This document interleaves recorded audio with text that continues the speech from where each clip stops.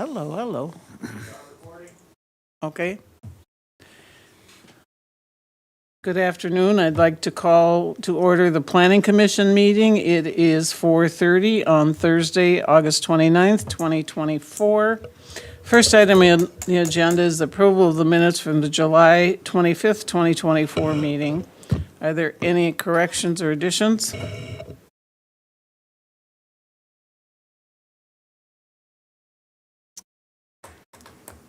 Hearing none, I'll call for motion to approve. I'll offer a motion to approve the minutes for July 25th meeting as presented. I'll second it. I have a motion and second. All in favor? Aye. Opposed? Minutes have been approved. This opens the public hearing section of the meeting to consider for approval conditional use permit of August Shell Brewing Company for the Star Skeller CUP staff report. Okay. This conditional use permit application is to allow, again, August Shaw Brewing Company to operate indoor and outdoor entertainment and recreational uses on property zoned I-2, General Industrial Zoning District. The applicant was Kurt Van Aston of Shell's Brewery Visitor Center General Manager. Property owner is Kyle Marty on behalf of August Shaw Brewing Company. The legal description is the balance of Lot 1 of the southeast quarter of the northeast quarter, Section 13, Township 110 North, Range 31 West in Brown County, Minnesota. The street address for this property is 2215 North Garden Street. The property is generally located northwest of the intersection of North Highland Avenue and North Garden Street and west of County State Aid Highway 29. So this is the Star Keller Brewery site on the north end of New Ulm. Deadline for a decision on this application is September 23rd, 2024. The land use designation for this property, according to the comprehensive plan, is industrial. Surrounding land uses in the area to the north is industrial, to the east is industrial and commercial, to the south it's commercial and low-density residential, and then to the west it's industrial. The zoning designation for the property is the I-2 General Industrial District. Surrounding zoning includes to the north, this is Brown County zoning, I-1 Industrial, then to the east, which is New Ulm, B2, the General Business District, and R3 Medium Density Residential Zoning Districts. To the south, we have more R3, and then to the west, again, it's back to Brown County zoning, which is I-1 Industrial. Currently, the site is used as a brewery, tap room, warehouse, and has some agricultural activities going on. Current area land uses to the north is farming and a recycling center. To the east is a cemetery and self-storage facilities. To the south, self-storage facilities and farming. And then to the west, farming and twin homes. Notice was provided to all property owners within 350 feet of the subject property and published in the Journal on August 17th, 2024. As of today, we've had no public comments in our office regarding this application.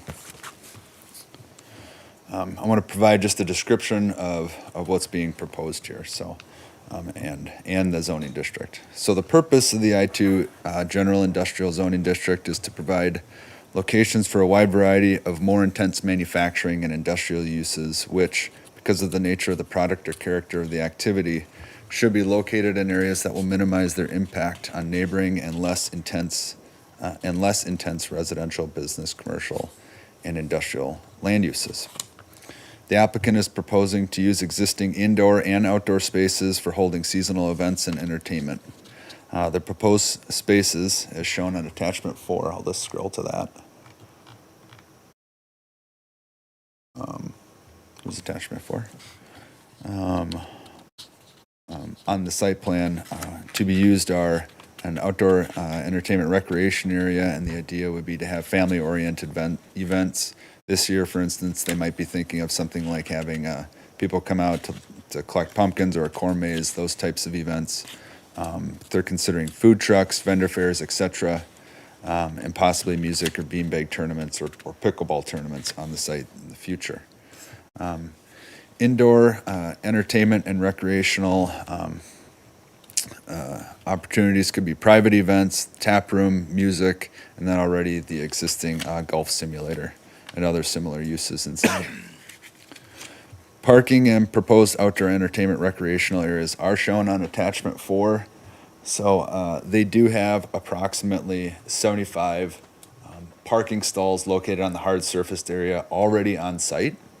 So if there were events to be held on the hard surface parking lots, as shown on the area outline in the attachment, so we have it in light blue, an outdoor use area to the north and west of the parking lot, and then also to the north and east end of the parking lot. If those two spaces were used for outdoor activities, vendors, that type of thing, that would reduce those parking stalls by about 47, leaving about 28 left on the blacktop area. Now, that being said, they also indicated that they'd have overflow parking available on the grassy area, and that's shown in kind of that dark blue shade here. And when we did some calculations based on the square footage, providing for some driving lanes and things like that in that area, they could fit approximately 100 vehicles, up to 100 vehicles in that overflow area in the darker blue. The City of New Ulm Fire Chief has looked at the plan and the proposal and requested that there remain a fire and emergency lane open between North Highland Avenue all the way back to the field area. And that's shown in orange on the attached site plan here. Other than that, the fire chief had no concerns regarding these types of activities or the use of the property. Outdoor entertainment and recreational uses would be required to follow light standards as outlined in Appendix A of the City Code, the zoning ordinance, and any noise generated from the site must adhere to the city zone noise restrictions found in Section 8.08 of the City Code. So that means that there are quiet hours in the city from 10 p.m. to 7 a.m. Mondays through Fridays, and between the hours of 9 p.m. to 9 a.m. on Saturdays, Sundays, and legal holidays. The applicant has noted to staff that the latest their events or any type of outdoor activities would be 10 p.m. That's how they operate currently. That they don't expect any change in that time for any events being planned at this site either. I would also note that their application didn't include any changes to lighting to the outdoor areas or for these events. I just wanted to note that we have provisions in our ordinance that regulate that type of thing. So if there is lighting, they have to adhere to those standards. The Star Keller Beer Hall would remain open as it is today for indoor events. The total building area is 12,112 square feet. The warehouse portion of the building is 8,250 square feet, and the tap room is 3,862 square feet. The total lot area, including the area that's being farmed currently, is 9.98 acres. We have been informed by the city engineer's office that if there is any proposed impervious surface improvements on the property, that they would be required to have some sort of stormwater mitigation. Now, that could be either in the form of a pond or a rain garden or that type of thing, but we just wanted to make sure the applicant was aware that that's the situation. So permitted uses in the I-2 zoning district include a combination of public, institutional, and commercial and other industrial uses. With a conditional use permit, a wider range of public and institutional, commercial, and industrial uses are permitted. Indoor and outdoor entertainment / recreation is permitted as a conditional use in the I-2 zoning district. Allowing this use does not prohibit surrounding I-2 properties to develop as permitted uses into the future. The owner of the property will need to make sure that they're paying attention to any debris, garbage, or other items generated from events on the sites and prevent them from leaving the property.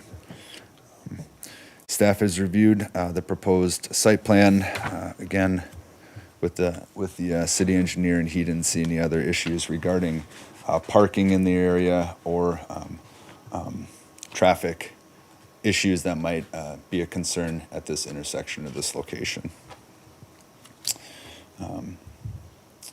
August Shaw Brewing Company owns the property. The Star Keller Brewery tap room, kitchen, and warehouse has existed on the property since 2014. The application provides the following information on the proposed use. Operations of events would and will be held within this city's use and noise limit requirements. Use and outdoor events will be held in the parking lot and owned grassy areas, and there are currently 75 blacktop parking stalls available. This use will provide more opportunities for events and gatherings in an underused venue or location in town.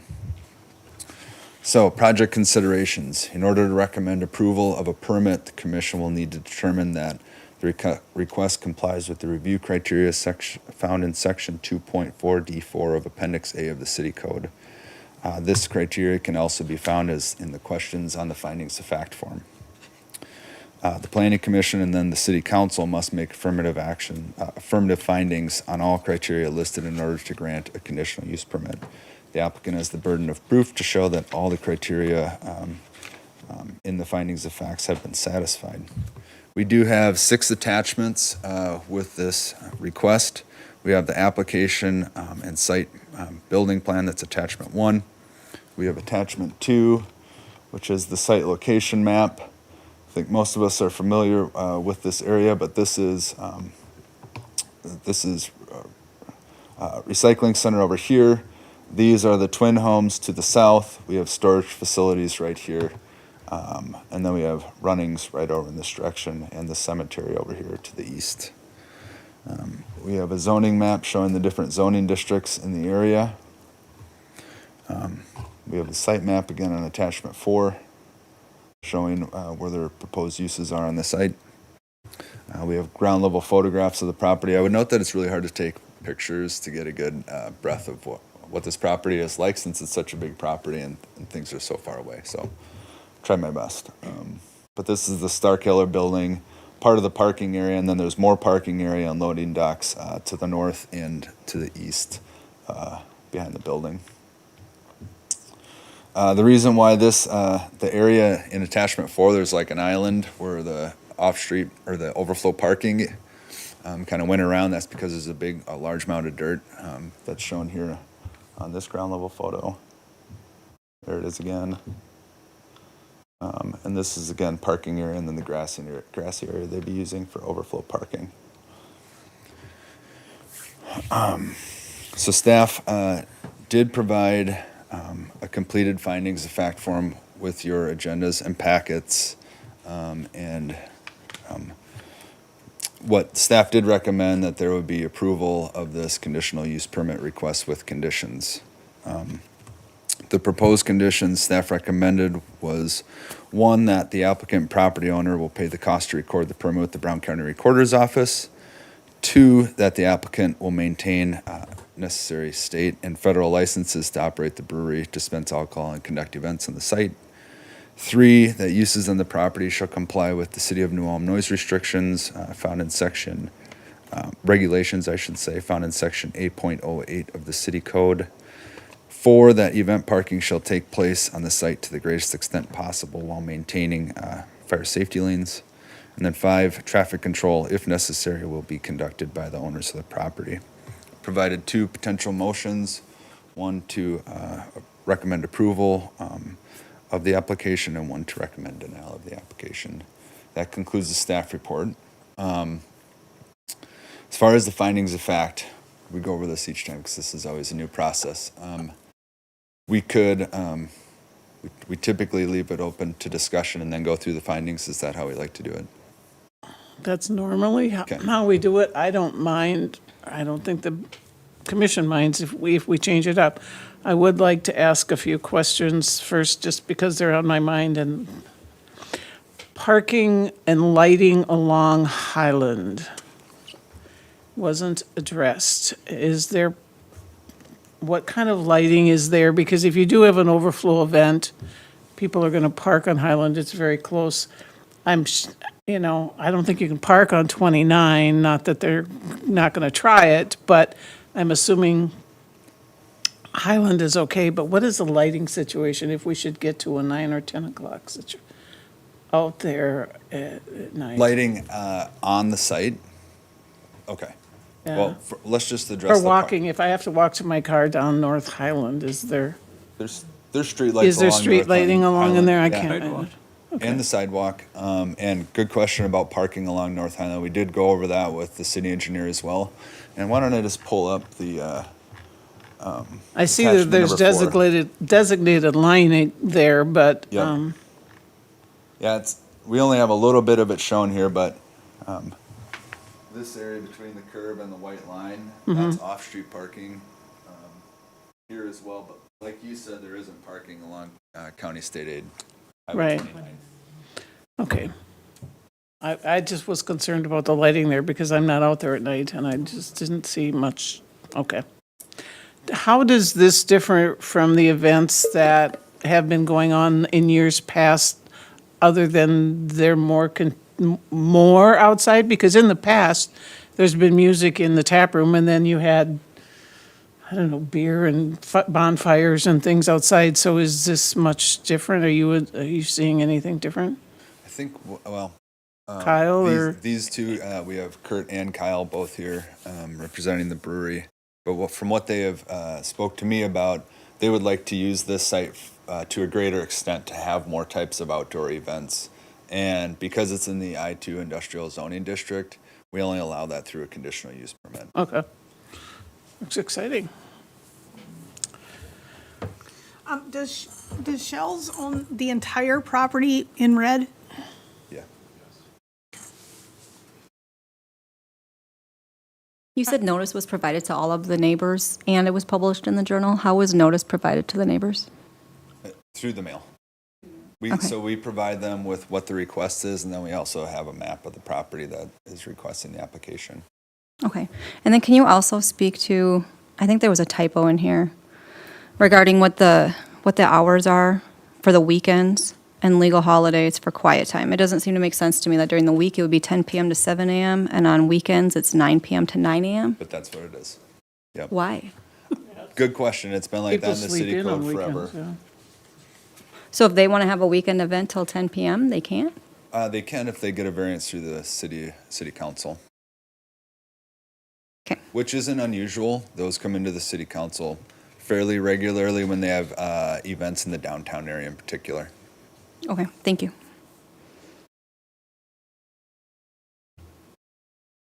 Would you like to do the finding of facts while we're still open for any questions? Yeah. If you had the chance to read through the findings of facts and agree with them, you can accept them in your motion. Or if you have questions on any of the findings that staff had recommended, we can talk about them or discuss them now too. Has everyone had a chance to read them, or do they want them read? Do we, I've read them, I've read them. I've read them. and I concur. okay. Joe? Yeah, same. I would concur as well. I don't see any reason why we wouldn't approve this. Let's make it part of the motion then, that we've reviewed the finding of facts, and depending on your motion. Are there any other questions before I move to close the public hearing portion of this meeting?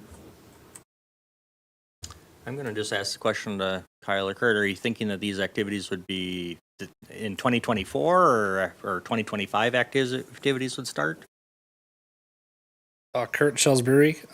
Yeah, so we're hoping to do a kind of a harvest festival out there for kids and family with pumpkins and painting and things like that later this September. There was a bunch of pumpkins that were planted out there, so we want to kind of utilize those.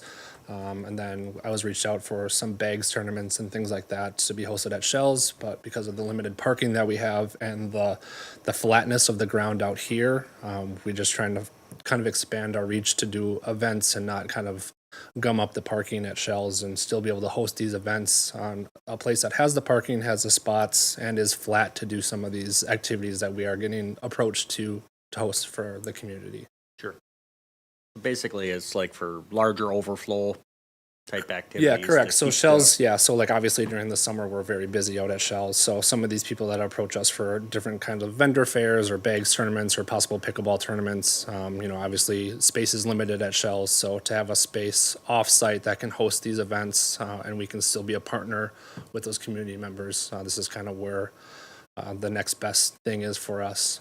And obviously we're set up out there for serving beer and having events and things like that. So just being able to use the outside space which is pretty limited at our Shells property. We're lucky enough to have this on the other side of town, so just wanted to get everything lined up appropriately. This is available for rent too? It is, yep. So we do rent that as well for private parties and meetings and things like that throughout the day and the weekend, and receptions and things like that. So same as usual for any other tap room that you would see. Anyone else have any comments, questions? Okay. If not, I'm going to close the public hearing of the portion of the meeting and ask for a motion. No, I would make the motion to recommend approval with conditions for the application of Kurt Van Esten and Kyle Marty on behalf of August Shell to allow the indoor-outdoor entertainment recreation uses for property zoned I-2, zoning district on the property legally described as the balance of Lot 1 of the southeast quarter of the northeast quarter, Section 13, Brown County. I'll second the motion. I have a motion and a second. Are there any other questions? If not, all in favor? Aye. Opposed? Congratulations. When does this come up to the city council? This goes to the city council next Tuesday at 4:30. I think this is a good use of the venue. It's going to be nice to see people out there again. Yeah. Fun. Okay, next item on the agenda is plats, and consider for approval the primary plat of South Point Financial Edition. City? All right. Just want to break this down a little bit when we review this plat. So this is the same property that we talked about at the last planning commission meeting where we did a rezoning of this site. And one of the conditions of approving the rezoning of that property was that the property owner would get the property platted, because what it had in the past was just a very long meets and bounds description, and that doesn't meet our city subdivision regulations. So this is following up on that condition that was on the rezoning permit. So with that being said, I could condense some of this report if the planning commission would let me do so, to not repeat myself from everything in the last meeting. Please condense, yes. Okay, super. So the request is the preliminary plat for the South Point Financial Edition. The applicant is South Point Financial Credit Union. The legal description is part of Lot 3, Block 33, north of Center Street, and then it says see Exhibit A, and if you look at Exhibit A, that's the long legal description that we were just talking about. Street address is 711 North Spring Street. Deadline for a decision is December 21st, 2024. And these are the parts where I'm gonna jump past some of the different zoning designations and surrounding land uses. As far as notice, there is none required for a preliminary plat. To date, we have not had any public comment regarding the plat. The utilities are located in North Spring Street, and the comprehensive plan does not recommend a park area within the platted area. The platted area totals 0.15 acres and consists of 6,444 square feet of property. The property size is approximately 3/4 of one of the 50 by 165 grid lots that you typically see in the old platted section of New Ulm, the old city plat section of New Ulm. The remaining portion of the lot will continue to be used for Minnesota Department of Transportation right-of-way. The property is currently being described with meets and bounds legal description, as we talked about in Exhibit A. The property was required to be platted as a condition of the rezoning of the property in July 2024. The plat would divide the property as follows. Lot 1 would be 6,444 square feet, or 0.15 acres. The lot was previously subdivided by MnDOT and sold in the early summer of this year. Again, South Point Financial Credit Union will use the property for employee parking and snow storage, and that's on the alley side of this lot. There are approximately 6 parking spaces proposed for the parking lot. The property is generally slopes from west to the east, and where it abuts Spring Street. Talking with the property owners, they're hoping to start doing construction for these parking areas, I think at the end of September, if I'm not mistaken. We have 4 attachments, the preliminary plat. I'll jump to that. Oops, wrong one.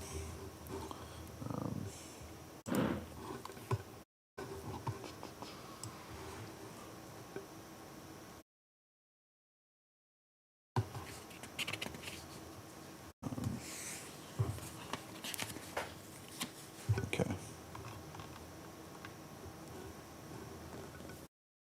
Here's the preliminary plat. And the area we're talking about platting here is this more or less triangular area here.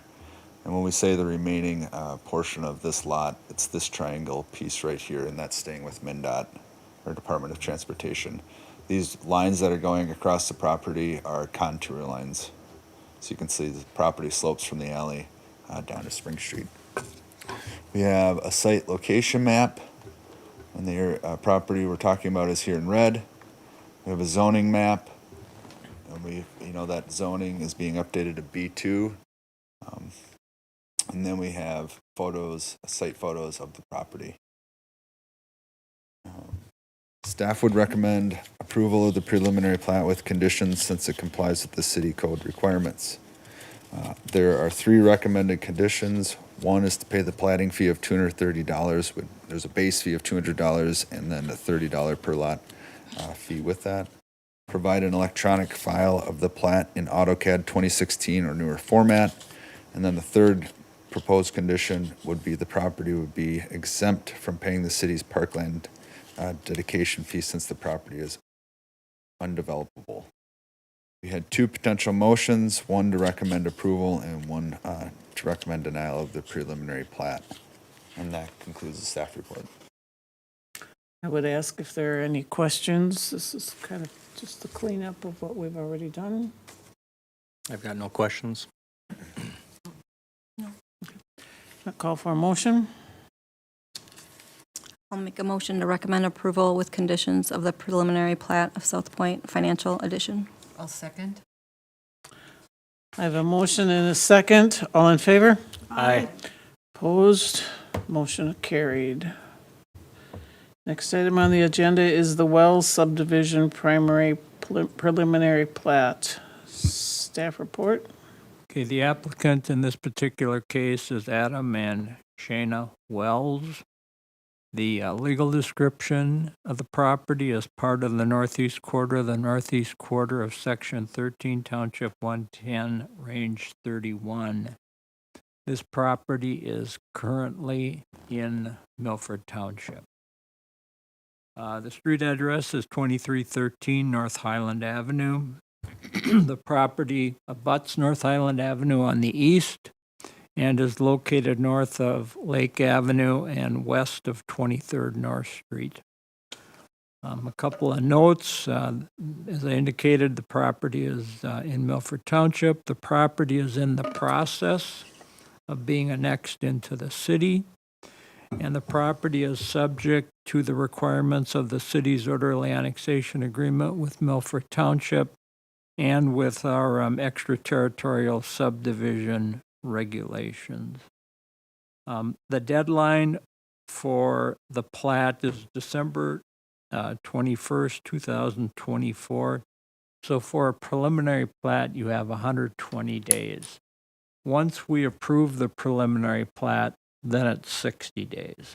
So the platting process is a little bit longer than the other approvals that we typically grant, through the Planning Commission.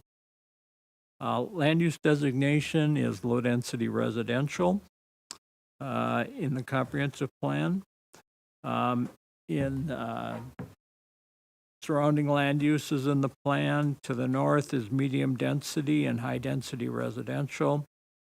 To the east, it's medium density, high density, industrial, low density, and a manufactured home park district. To the south, we have low-density residential and industrial. To the west, we have low-density residential and medium-density residential. Zoning, and this is future zoning of the property. It'll be zoned R1 for lots 2 through 5 and R3 for lot 1. Surrounding zoning to the north is Brown County, that's A1. To the east is city, where we have an R1 and an R3. To the south, we have R2 and R3. And to the west, we have R1, R2, and R3. So we have a lot of different types of residential zoning in the area. Current site use, there's a single-family dwelling, and then there is property surrounding the dwelling that is currently undeveloped. Area uses include to the north, this is in Brown County, it's undeveloped, and we have a wooded hillside. To the east, it's undeveloped. We have Vista Prairie at Ridgeway on 23rd. We have Frolic Estates, and we have some single-family dwellings. To the south, we have single-family dwellings, twin homes, the railroad, and undeveloped, as well as a park. And to the west, we have single-family dwellings, twin homes, and it's undeveloped as well. From a notice standpoint for plats, none is required. We have not received any public comment on this particular request to date. Status of utilities. Utilities are located in North Highland Avenue.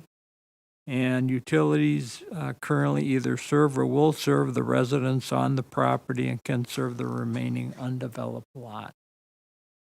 The comprehensive plan does not recommend a park within the platted area.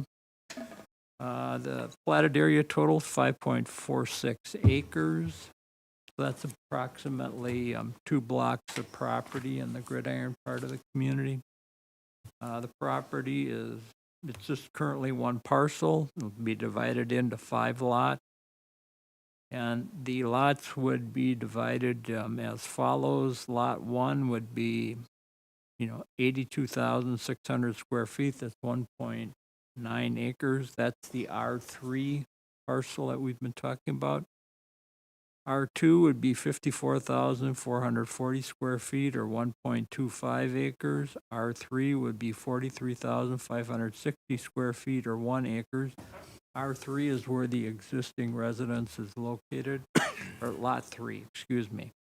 Lot 4 is 28,700 square feet, that's 0.66 acres, and the same size would apply to Lot 5 as well. The 5 lots comply with city zoning standards for both the R1 and the R3 zoning districts. The residence on Lot 3 was constructed in 1967 and has 1,643 square feet of building area. It also has 2 smaller outbuildings. Lots 2 through 5 are generally level. Lot 1 has a moderate slope in a northeast direction. We have 4 attachments. The first is the preliminary plat, and John has that up on the video monitor. Then we have a site location map, a zoning map, and ground level photographs of the property. Staff would recommend approval of the preliminary plat with conditions since it complies with city code requirements. We have a number of conditions, and I would also like to add one. So, need to pay the platting fee of $350, the base fee of $200 and $30 per lot. We have to pay a parkland dedication fee of $1,750 for the 5 lots, so that's $350 per lot. Provide an electronic file of the plat in an AutoCAD 2016 or newer format. The fourth is the properties need to be rezoned to R1 and to R3. The fifth is that the lots will need to pay utility connection charges, and that would apply to lots 1, 2, 4, and 5. And that connection charge is $3,000 for sanitary sewer and $3,000 for water main. And that's as found in the city's current fee schedule. These lots must also pay $1,400 as an area-wide connection charge for lots served by a 1993 sanitary sewer lift station project. And the reason that they have to pay these fees is because these properties never paid for the utility installations that were made, previously. A typical lot, if it was inside the city, would be assessed a cost for those utilities. And so this is the way in which the city has, lots that are brought into the community to have them pay part of that utility cost as well. The other condition that I would like to add is that we'll need to complete the annexation of the property. There are two motions provided then, one to recommend approval and the other to recommend denial. That concludes the staff report. Okay, thank you.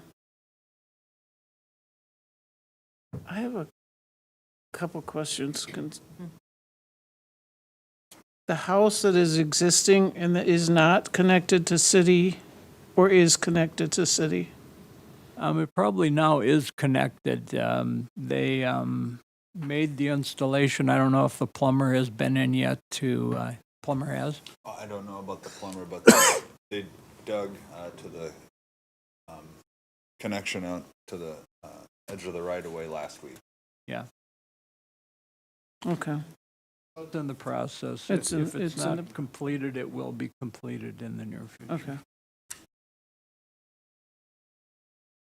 And I might know that they have already paid the necessary connection fees for that. Thank you. Are there any other questions for the city? Well, there's no alley behind these properties, right? No, there isn't. So any building that goes on here, on these lots, would directly access, is it Boundary Street? I mean, they would directly, They'll be coming onto North Highland Avenue, yeah, directly. Okay. Right.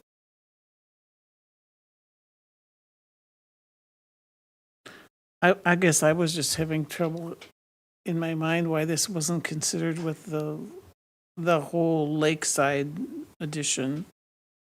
At the time that that property was platted, those owners did approach this particular owner about, Okay, being part of that particular project, and they did not want to participate. okay, so it was just a matter of ownership of this from the, okay.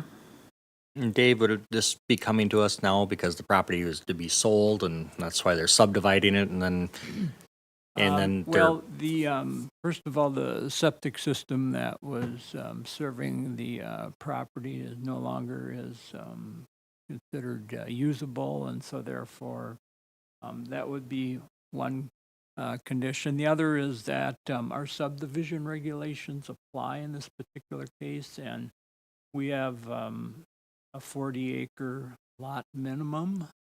Okay, And so, so in a case like this, then they would be platting at our standards, and that requires that they annex into the. Sure.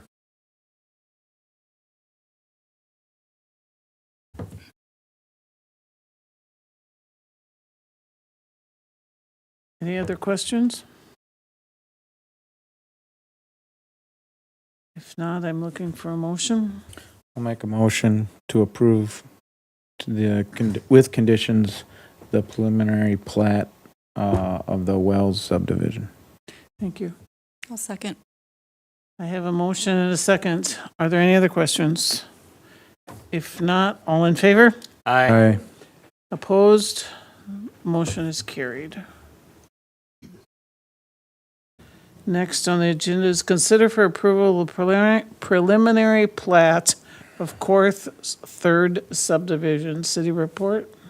Okay, so this particular parcel of property is just down North Highland Avenue to the, I guess you'd say, the northeast. The applicant, property owner is Shelley Winter. Legal description of the property is Lot 3, Block 1, Course Subdivision. The street address is 16065 Casey Road.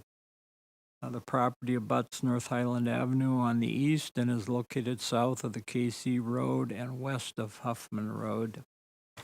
Again, the deadline for approval of this plat request is December 21st, 2024. The land use designation in the comprehensive plan is low-density residential. The surrounding land uses to the north, east, and west is low-density residential, and to the south is high-density. Current zoning is R1, so it's a single-family residence district. Surrounding zoning is R1 to the north and east, and then west and south is the, we're in Brown County, and so that's A1 agriculture. The current site use is Lot 1 has a single-family dwelling located on it. Lot 2 is undeveloped. However, there is a purchaser for that property, and it is their intent to start construction next spring. Area land uses to the north and east, single-family dwellings. To the west, I would describe it as rural single-family dwellings because they're larger lots. And then to the south is undeveloped hillside. As noted previously, there is no notice requirement, no public comment to date. Status of utilities. Again, utilities are located in North Highland Avenue. And utilities are also located in the Casey Road, but it would be fairly difficult to get to those utilities. So the property would be served off of North Highland Avenue. The existing house has a well and septic system. One set of services has been extended into the future Lot 2. It is our understanding that the owner of Lot 2 will connect to those utilities. And approximate locations of the utilities is provided on the plat drawing. Comprehensive plan does not recommend a park within the platted area. Platted area totals 2.75 acres, so it's currently one lot, be divided into two lots. Both lots will have the required amount of frontage on North Highland Avenue, which is 65 feet. Lot 1 also has access to the Casey Road by easement, and that's actually the current means of access that they have to a public street. Lot 1 will have 76,288 square feet, which is 1.75 acres. Lot 2 is 43,480 square feet, which is 1 acre. The two lots comply with city zoning standards for the R1 zoning district. As indicated, there is one set of services extended into the property. These services will be used by the dwelling to be built on Lot 2. Lot 1 will continue to use a septic system and a well. When that septic system no longer operates properly, the house on Lot 1 will need to connect to the city's sanitary sewer. The property slopes to the northeast. It's a fairly gradual slope. Contour lines are shown on the plat drawing. We have 4 attachments. So we have attachment 1 is a preliminary plat. Attachment 2 is the site location map. Attachment 3 is the zoning map. And attachment 4 is the our ground level photo. Staff would recommend approval of the preliminary plat with conditions since it complies with city code requirements. There are staff conditions, recommended conditions. The first is that they pay the platting fee of $260, base fee of $200, and $30 per lot. They pay the parkland dedication fee of $350 for the undeveloped lot. They provide an electronic file of the plat in AutoCAD 2016 or newer format. And then Lot 2 will pay the utility connection charge for a new lot of $3,000 for sanitary sewer, $3,000 for water main, as found in the city's current fee schedule. Property must also pay $1,400 as an area-wide connection charge for lots served by the 1993 sanitary sewer lift station project. And those fees are due at the time of connection. So you don't pay in advance when you actually do make a physical connection. Can I ask a question? If the fees change before that, or is it, once it's set, now it stays I with would that say fee it's schedule? locked in at Okay. this point in time. Thanks. Yeah. In addition to the easement areas that are shown on the plat, we also would like to secure some additional areas. One is 20 feet on the south property line of Lot 1 and 2, and the second is 10 feet on the north property line of Lot 2. I might know that the 20-foot request, that may be reduced down to just Lot 2. Then the reason for the easement is to get access to the house, Lot 1, so it may not be necessary to extend it through the lot. There are two motions, one to approve and one to deny the.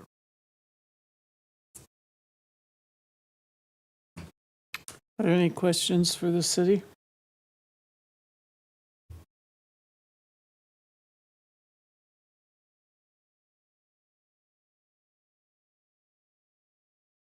Does the property owner for Lot 1 then pay the $3,000 connection fee at the time that their septic goes bad, or,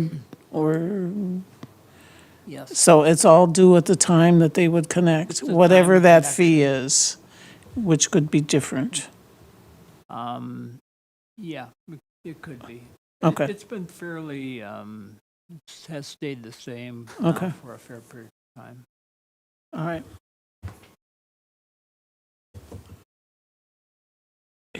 Hearing no questions, I'm looking for a motion. I'll offer a motion to recommend approval with conditions of preliminary plot of course 3rd edition. I'll second it. I have a motion and a second. Are there any further questions? Hearing none, all in favor? Aye. Aye. Opposed? Motion is carried. City reports is the city council decisions concerning plan commissions. It's the next item on the agenda. Okay, at the August 6th meeting, they approved the conditional use permit to Riverbend Education District for their new area at 217 South Broadway. And that's on property zoned B2. They approved the rezoning of the property at 711 North Spring Street that was requested by Jay Costanzek on behalf of South Point Financial Credit Union. And then they proceeded to have the first consideration of the zoning ordinance for that purpose. At that same meeting, they authorized a pre-annexation connection to municipal sanitary sewer and our water system.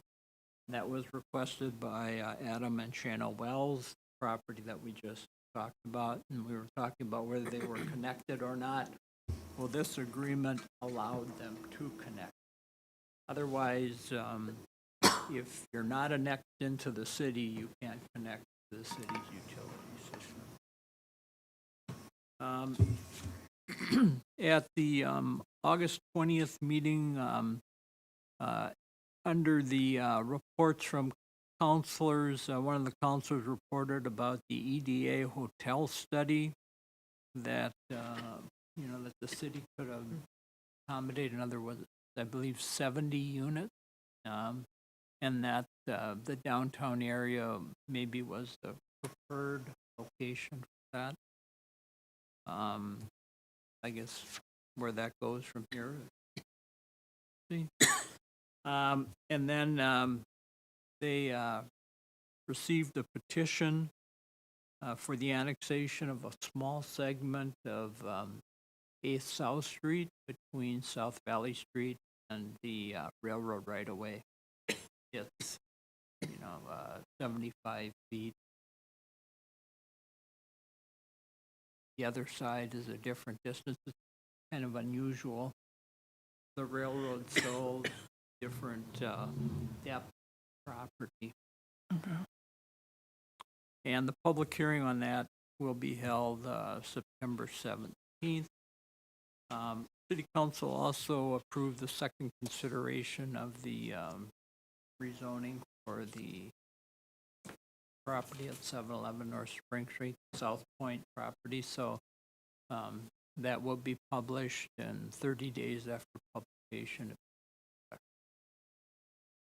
There was one other thing I wanted to comment on, and it has to do with your report at last month's meeting when John talked about the small area plans and specifically the downtown plan and some of the discussion that took place about that.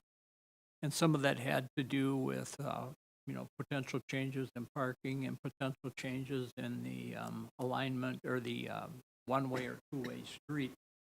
And comment was brought up that people have indicated that there are studies that indicate that going to two-way will have an economic benefit to businesses downtown. And so I've done a little bit of research on that, and I found similar findings. I also found that a lot of times the reasons for making these kind of changes was for safety purposes because of the speed that is typically generated by one way. However, I have yet to find a study for the size community that we have.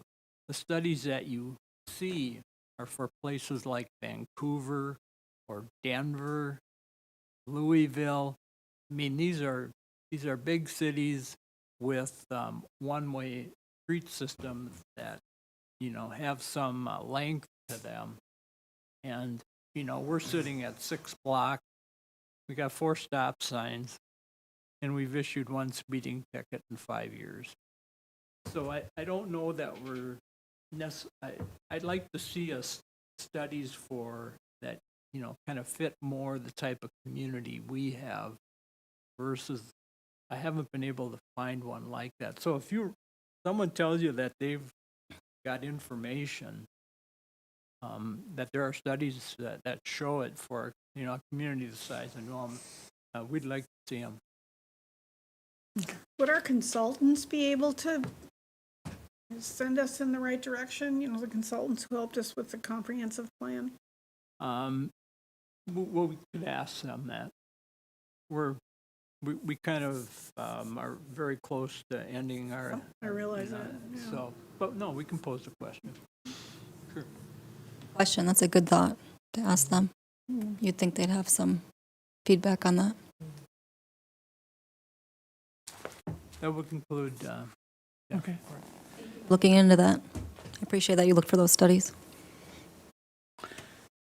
Heritage Preservation Commission, Elwood?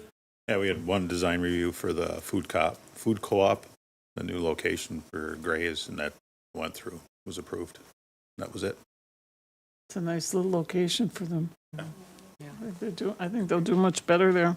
Are there any other business or comments to come before the commission? We have one kind of last piece of the comprehensive plan puzzle, and that's our final product is like a trifold, two-sided what is the comprehensive plan, what are some really high points to it, and would like potentially to send it, maybe for you all to just review it, or we'll send it to you after it's done. So That would be fine. Yeah. Perfect. Anything else? If not, this meeting stands adjourned. Thank you all. Thank you.